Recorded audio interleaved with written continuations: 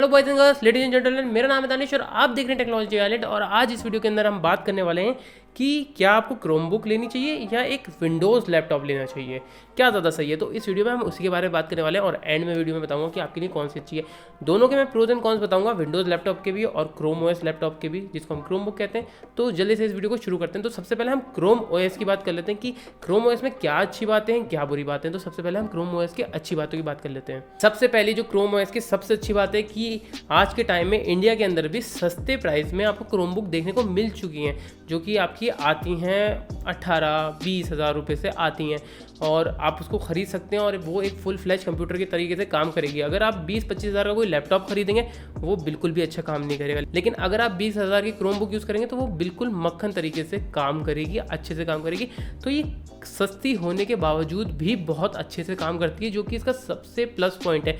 अगर आपका 20-25 हज़ार का बजट है और आपको एक काम करने वाला लैपटॉप चाहिए जिससे आप थोड़ा बहुत काम ले सकते हैं, क्योंकि 25 हज़ार के विंडोज़ लैपटॉप में तो कोई आप काम कर ही नहीं सकते। तो बॉस भाई, सस्ते में तो क्रोम ओएस बहुत ही बढ़िया रहता है। आपको सस्ते में एक अच्छा ओएस देखने को मिल जाता है जो कि वर्क करता है, वरना विंडोज़ लैपटॉप इतने सस्ते में वर्क नहीं करते। इसके साथ दूसरा इसका पहलू आता है चीप के साथ कि ये लाइट भी होता है, मतलब ऑफकोर्स ये लाइट भी होता है, जिसकी मदद से काफ़ी ज़्यादा आसान काम हो जाता है कि आप इसको कहीं भी कैरी कर सकते हैं। विंडोज़ लैपटॉप जो सस्ते आते हैं वो थोड़े हैवी होते हैं, लेकिन क्रोम ओएस की बात करूँ, क्रोम बुक्स की बात करूँ तो ये ज़रा हल्की होती हैं वेट में, तो आप इसको आराम से कैरी कर सकते हो। मतलब सस्ती के साथ थोड़ी हल्की भी होती हैं विंडोज़ लैपटॉप के मुकाबले। इसके बाद इसी के साथ अगला जो इसका खूबी है वो ये है कि इसके अंदर बैटरी लाइफ ज़्यादा अच्छी होती है, क्योंकि जो क्रोम ओएस होता है वो इतना डिमांड नहीं करता है, उसको रिसोर्सेज की इतनी डिमांड नहीं होती है। तो भाई बैटरी लाइफ आखिर में अच्छी मिलती है आपको क्रोम बुक के अंदर।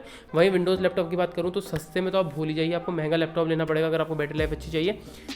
कम में तो आपको एक अच्छी बैटरी लाइफ मिल ही नहीं सकती। It is next to impossible कि आपको सस्ते लैपटॉप में, विंडोज़ लैपटॉप में एक अच्छी बैटरी लाइफ मिल जाए, लेकिन क्रोम ओएस में, क्रोम बुक में आपको एक अच्छी बैटरी लाइफ देखने को मिलती है अगर वो सस्ता लैपटॉप भी हो तो। इसके बाद अगली इसके खूबी की बात करूँ तो वो ये है कि इसके अंदर एंड्रॉयड ऐप्स चलती हैं, और साथ ही में सिर्फ एंड्रॉयड ऐप्स इसमें नहीं चलती, इसके साथ साथ इसमें लिनक्स की ऐप्स भी चलती हैं। तो अगर आप इसके अंदर लिनक्स की ऐप्स चलाना चाहते हैं, आप इसके अंदर कोडिंग वगैरह करना चाहते हैं तो वो पॉसिबल है। कई लोग सोचते हैं कि भाई इसमें से वेब बेस्ड एप्लीकेशन चलेंगी या थोड़ी बहुत एंड्रॉयड की ऐप चलेंगी, लेकिन इसमें लिनक्स की फुल फ्लैज ऐप्स भी चलती हैं, जो कि काफ़ी अच्छी बात है। तो अगर आपका थोड़ा सा भी कोडिंग का शौक है, कुछ भी है जो आप लिनक्स में करते हैं, तो वो आप इसके अंदर कर सकते हैं। ये सिर्फ एंड्रॉयड ऐप्स और वेब ऐप्स के लिए नहीं होती है, और एंड्रॉयड ऐप्स भी इसमें सारी नहीं चलती, लेकिन मोस्टली जो बड़ी बड़ी ऐप्स हैं वो काफ़ी ढंग से चल जाती हैं। और इसी के साथ इसमें वेब ऐप्स तो बहुत आराम से चलती हैं, जो कि आप वेब पे यूज़ कर सकते हैं। तो ये चीज़ें, मतलब सिर्फ इसमें एंड्रॉयड और वेब ऐप्स नहीं है, साथ में लिनक्स का भी आपको सपोर्ट देखने को मिलता है, जो कि एक प्लस पॉइंट है। और इसी के साथ जो अगली खूबी है वो आपने देखी होगी, जो आजकल की क्रोम बुक्स आ रही हैं उसके अंदर टच सपोर्ट भी देखने को मिलता है और साथ ही में स्टाइलस का भी सपोर्ट देखने को मिलता है। तो ये दोनों आपको सपोर्ट देखने को मिलते हैं क्रोम बुक के अंदर। अगर आप आज की तारीख में 25 हज़ार की या 22 हज़ार की कोई क्रोम बुक लेने जा रहे हैं, अच्छी जो क्रोम बुक्स हैं उसका लिंक मैं नीचे डिस्क्रिप्शन में दे दूंगा, तो वहाँ से आप जाकर खरीद सकते हैं, जो कि काफ़ी ज़्यादा अच्छी हैं। तो ये बहुत अच्छी बात है कि आपको सस्ते प्राइस रेंज में आपको एक टच स्क्रीन देखने को मिलती है, साथ ही में स्टाइलस का सपोर्ट भी देखने को मिलता है। तो आपको एडिशनल फीचर्स देखने को मिलते हैं, जो कि बहुत अच्छी बात है।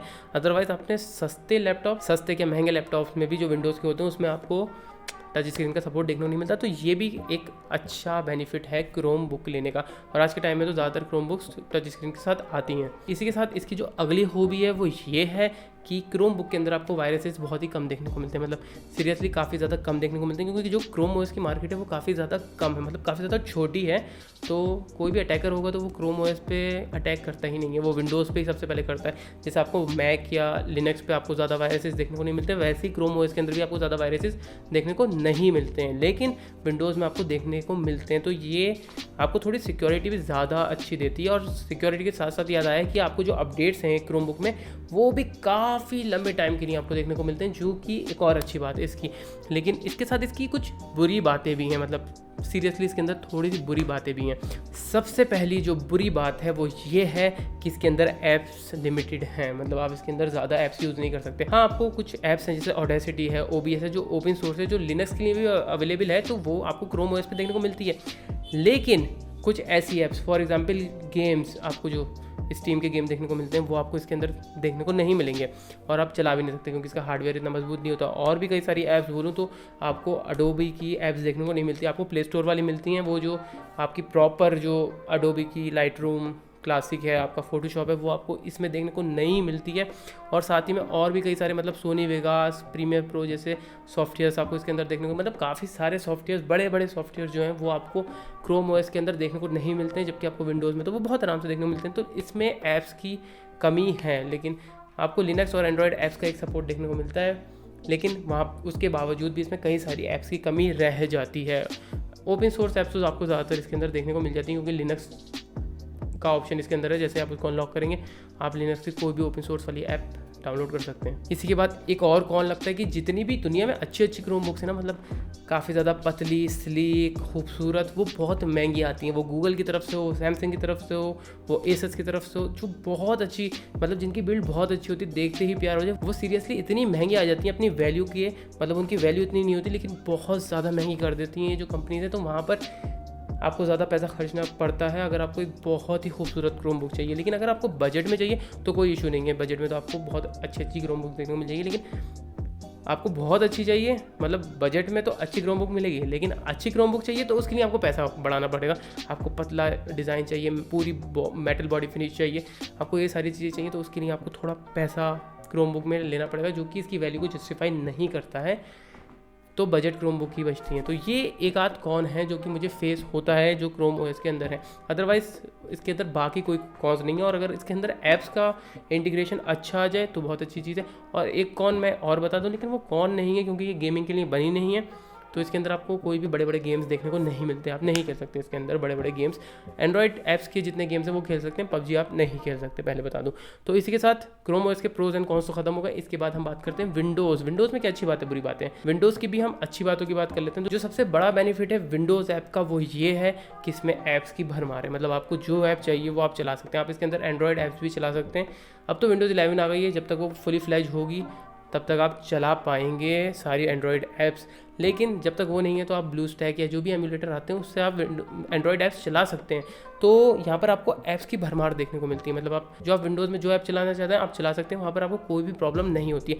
और इसी के साथ आपको हार्डवेयर का सपोर्ट भी इसके अंदर देखने को बहुत मिलता है। क्रोम बुक में इतना देखने को नहीं मिलता है क्योंकि वो एक लो एंड हार्डवेयर पर चलती हैं, हल्का CPU, कुछ कम रैम, मतलब 4 GB रैम हो गई, थोड़ा सा स्टोरेज 64 128 GB का स्टोरेज हो गया। क्रोम ओएस उसमें मक्खन चलता है। लेकिन विंडोज़ के साथ ऐसा नहीं है, उसमें आपको सेलेरॉन से लेके i7 i9 तक का देखने का ऑप्शन देखने को मिल जाता है, जो कि काफ़ी अच्छी बात है। मतलब आपको हार्डवेयर की, मतलब आप जो हार्डवेयर चाहते हैं विंडोज़ लैपटॉप में वैसा मिलेगा, क्रोम ओएस में वो चीज़ नहीं मिलती। तो विंडोज़ लैपटॉप्स में, विंडोज़ में ये बहुत बड़ा बेनिफिट है।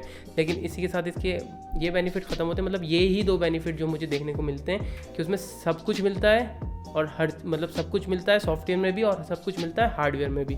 ये सबसे बड़ा बेनिफिट है। और इसके बाद हम कॉन्स की बात करें कि अब विंडोज़ में कॉन्स क्या हैं, तो सबसे बड़ा कॉन तो ये है कि यह काफ़ी ज़्यादा हार्डवेयर को चूसती है, मतलब इसको काफ़ी ज़्यादा रिसोर्सेज चाहिए। मतलब विंडोज़ आपकी लाइट ओएस नहीं है, ये एक हैवी ओएस है, तो इसको ज़्यादा पावर चाहिए, ये रैम भी ज़्यादा कंज्यूम करती है, प्रोसेसर की पावर भी ज़्यादा लेती है, मतलब ये सारी चीज़ें इसको ज़्यादा चाहिए। तो थोड़ी पावर हंग्री है विंडोज़, जिसके लिए अगर आप इसको लो एंड हार्डवेयर पे चलाना चाहते हैं तो वो नहीं चलती, जबकि क्रोम ओएस चल जाता है। तो एक ये इसमें दिक्कत है कि सस्ते में आप विंडोज़ लैपटॉप लेंगे तो वहाँ पर आप मोस्टली अपना माथा ही पीटते रह जाएंगे, क्योंकि ये काफ़ी ज़्यादा पावर हंग्री है। और इसी के बाद अगली चीज़ की बात करूँ तो इसकी बैटरी लाइफ बहुत ही ज़्यादा बुरी होती है। सीरियसली आप मैक की बात करो, आप क्रोम ओएस और क्रोम बुक्स की बात करो, तो वहाँ पर आपको बैटरी लाइफ बहुत अच्छी देखने को मिलती है। लेकिन वहीं विंडोज़ लैपटॉप को आप कंपेयर करेंगे, अगर आपका विंडोज़ लैपटॉप 6 से 7 घंटे का बैटरी बैकअप दे रहा है तो भाई मैं सच बता रहा हूँ कि वो बहुत बहुत बहुत बेहतरीन बैटरी लाइफ आपको दे रहा है। मतलब सीरियसली ये आपको देखने को ही नहीं मिलता, मतलब सीरियसली आपको कहाँ देखने को मिलता है विंडोज़ में। अगर आपने बजट के अंदर कोई विंडोज़ लैपटॉप ले लिया तो आप वो 4 घंटे चल रहा है ज़्यादा से ज़्यादा, तो वो भी बहुत बड़ी बात है। और मतलब ये बैटरी लाइफ का थोड़ा सा इशू रहता है, तो ये बड़ी दिक्कत रहती है विंडोज़ लैपटॉप के अंदर। और इसी के बाद अगली दिक्कत की बात करूँ तो भाई विंडोज़ लैपटॉप तो आप सस्ते में ले ही नहीं सकते। जब भी आप सस्ते में विंडोज़ लैपटॉप लेंगे ना, तो मैं सच बता रहा हूँ आप अपना सिर्फ सर ही पीटते रह जाएंगे, दूसरा आपको कोई काम नहीं रहेगा, क्योंकि उसके अंदर तो पहले SSD देखने को नहीं मिलती है और सिर्फ हार्ड डिस्क देखने को मिलती है। जो सस्ते बिल्कुल लैपटॉप्स आते हैं, जो बिल्कुल स्टार्टिंग प्राइस होती है, रैम उसके अंदर 4 GB, मतलब 4 GB में विंडोज़ का काम ही कहाँ होता है आज की तारीख में, तो भाई वो चल ही नहीं पाता है। तो बकवास होते हैं सस्ते विंडोज़ लैपटॉप, सीरियसली बकवास होते हैं, लेने ही नहीं चाहिए। उसकी जगह आप सस्ते में क्रोम ओएस ले सकते हैं, मतलब क्रोम बुक ले सकते हैं, तो वहाँ पर आपको ऑप्शन देखने को मिलता है। ये बहुत बड़ी कमी है कि विंडोज़ जो हल्के हार्डवेयर में वो नहीं चल पाता है। तो ये एक काफ़ी बड़ी कमी है और लोगों को फेस भी होती है, क्योंकि सस्ते में वो लैपटॉप तो ले लेते हैं पर वो चल नहीं पाता है। इसी के बाद जो मुझे एक और कमी लगती है विंडोज़ लैपटॉप में, वो ये है कि भाई इसके अंदर वायरस ज़्यादा आते हैं। मतलब अभी हाल ही में एक वायरस फैला था रैंसमवेयर, जो आपको पता है कितना ज़्यादा फैला था। उसके बाद चलो अपडेट आ गई माइक्रोसॉफ्ट के सिक्योरिटी की, तो तब से उसको प्रोटेक्शन मिल चुकी है, लेकिन बहुत ज़्यादा इसमें वायरसेस आते हैं। मुझे इतने फेस नहीं हुए, मतलब मुझे अपनी लाइफ में कभी वायरस फेस ही नहीं हुआ है। कभी कोई ऐसा वायरस नहीं आया है जहाँ पर मुझे मेरे कंप्यूटर को हार्म पहुँचा हो, कुछ ऐसा हो आज तक। मतलब लिटरली 2008 या 7 से मैं कंप्यूटर यूज़ कर रहा हूँ, मतलब डेली, अपने डेली लाइफ में यूज़ तो मैं 2004 से कर रहा हूँ, लेकिन जो बिल्कुल हर दिन यूज़ कर रहा हूँ वो 2008 से यूज़ कर रहा हूँ। और तब से अब तक एक ऐसा वायरस नहीं आया है जिसने मेरी विंडो को ख़राब करा है, मेरे डेटा को ख़राब करा है, मेरा पूरा डेटा क्रैश कर दिया है। ऐसा कभी मेरी पूरी लाइफ में नहीं हुआ है। होता है लेकिन ये एक केस है, ठीक है। लेकिन मैंने ऐसे भी केस देखे कि मेरा दोस्त जो मेरे घर के पास रहता है, उसके लैपटॉप में रैंसमवेयर अभी कुछ टाइम पहले आया था। और भी कुछ मेरे दोस्त जानने वाले हैं जिनके लैपटॉप में कई बार वायरस आ चुका है और फिर उन्होंने मुझसे विंडोज़ दोबारा पढ़वाई है।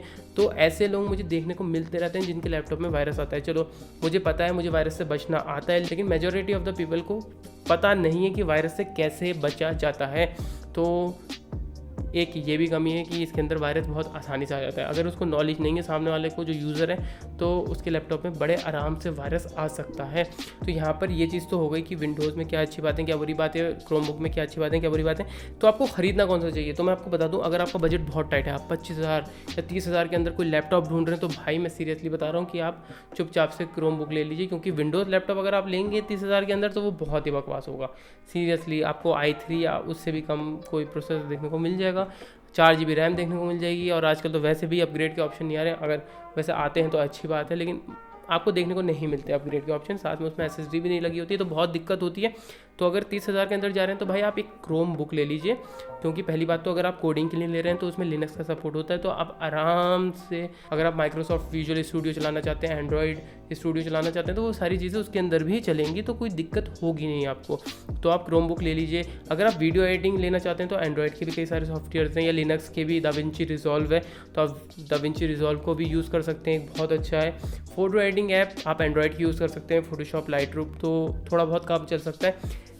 तो सस्ते में ले लीजिए ताकि आपका काम चल सके। और अगर आप बिल्कुल एक प्रॉपर स्टूडेंट हैं, जो कि आजकल बहुत हो गया, क्योंकि बच्चे घर से ही पढ़ रहे हैं, तो भाई क्रोमबुक आप ले लीजिए, क्योंकि एक तो टच स्क्रीन है, फिर ऊपर से स्टाइलस का भी सपोर्ट देखने को मिल जाता है। तो आप अलग से एक स्टाइलस भी खरीद सकते हैं, तो नोट्स भी लिख सकते हैं। तो बच्चों के लिए तो क्रोमबुक एक बिल्कुल मुझे सबसे प्यारा सेगमेंट लगता है। मतलब कोई मुझसे पूछता है कि भाई मेरा बच्चा स्कूल जा रहा है, उसको पढ़ने के लिए मुझे एक लैपटॉप या टैबलेट दिलवाना है, तो मैं कौन सा दिलवाऊँ। वैसे तो अगर उनका बजट बहुत ज़्यादा हाई होता है, 50,000 60,000, तो मैं उनको iPad रिकमेंड कर देता हूँ बिल्कुल आराम से। लेकिन आपको पता है इंडियंस का इतना बजट नहीं होता है, तो मैं उनको क्रोमबुक सजेस्ट करता हूँ। और कई लोगों ने क्या, सबको भी, जिसको भी मैंने आज तक सजेस्ट करी है, उन लोगों ने क्रोमबुक का नाम ही नहीं सुना है। उन्होंने मेरे बोलने के बाद ही क्रोमबुक लिए। तो क्रोमबुक तो स्टूडेंट्स के लिए बहुत ही बढ़िया चीज़ है, सबसे बढ़िया चीज़ है, सस्ते में बहुत अच्छे से काम करती है।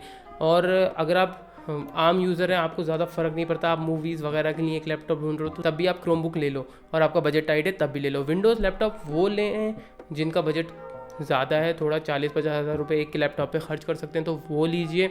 और जो ज़्यादा काम कर सकते हैं, मतलब ज़्यादा काम करते हैं, फोटोशॉप, वीडियो एडिटिंग मतलब कर रही वाली, लाइक प्रीमियर प्रो पे यूज़ करते हैं। वैसे दाविंची रिजॉल्व भी बहुत अच्छा सॉफ्टवेयर है, लेकिन बहुत हार्ड है। तो ज़्यादातर लोग प्रीमियर प्रो भी काफ़ी ज़्यादा हार्ड है, लेकिन ज़्यादातर लोग वही सीख लेते हैं, या फिल्मोरा भी कभी कभार सीख लेते हैं आसान के लिए, या फिर आपका सोनी वेगास तो बीच में आता ही है आपका। तो ये कुछ सॉफ्टवेयर वो सीख लेते हैं, तो उसके लिए आप विंडोज़ लैपटॉप ले सकते हैं। अगर आपको गेमिंग करनी है तो आप विंडोज़ लैपटॉप लेंगे, अगर आपको कुछ ज़्यादा वर्क स्टेशन वाला काम करना है तो आप विंडोज़ लैपटॉप लेंगे।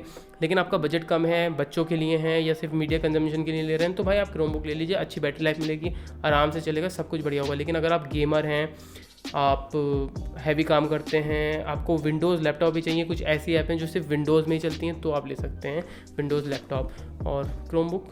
अदरवाइज जो मैंने ऑप्शन बताया वो ले सकते हैं, और एंड्रॉयड ऐप्स का भी सपोर्ट मिलता है तो वो भी ले सकते हैं, और लिनक्स तो चलती है उसके अंदर। तो बस दोस्तों, उम्मीद है कि आपको समझ में आ गया होगा कि आपको क्या लेना चाहिए, आपके लिए क्रोमबुक अच्छी है या विंडोज़ लैपटॉप अच्छा है।